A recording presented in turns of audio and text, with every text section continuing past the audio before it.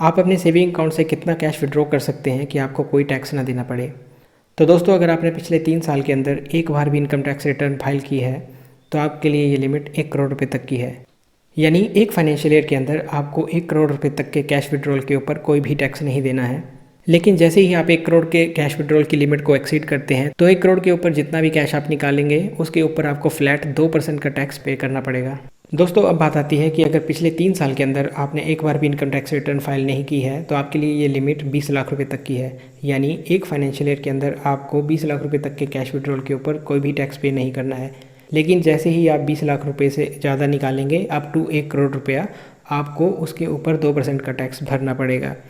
लेकिन क्योंकि आपने पिछले 3 साल के अंदर कोई रिटर्न फाइल नहीं की है और आप 1 करोड़ रुपए से ऊपर कैश विड्रॉ कर लेते हैं तो 1 करोड़ रुपए से ऊपर जितना भी कैश आप विड्रॉ करेंगे उसके ऊपर आपको 5% का टैक्स भरना पड़ेगा। तो दोस्तों, यहाँ पे एक ध्यान देने वाली बात है। एग्जाम्पल ले लेते हैं कि आपने पिछले 3 साल के अंदर कोई इनकम टैक्स रिटर्न फाइल नहीं की है तो आपकी यहाँ पे कैश विड्रॉल लिमिट है 20 लाख रुपए तक की विदाउट पेइंग एनी टैक्स। तो अब आप चाहें तो बैंक में जाके एक बार में 20 लाख रुपए कैश निकलवा लें, तब भी आपकी ये लिमिट पूरी हो जाएगी। या फिर आप चाहें तो आज बैंक से 10 लाख रुपए कैश निकलवा लें और फिर 1 महीने बाद फिर से जाके 10 लाख रुपए कैश निकलवा लें, तब भी आपकी ये 20 लाख रुपए की लिमिट पूरी हो जाएगी। या फिर आपके 4 बैंकों में अकाउंट हैं और आप उन सभी अकाउंट्स में से 5-5 लाख रुपए कैश विड्रॉ कर लें, तभी आपकी ये लिमिट पूरी हो जाएगी।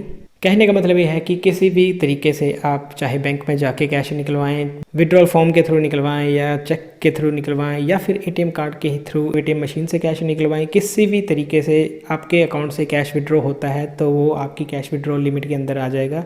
जैसे ही आप ये लिमिट को एक्सीड करेंगे आपके अकाउंट से टैक्स कट जाएगा।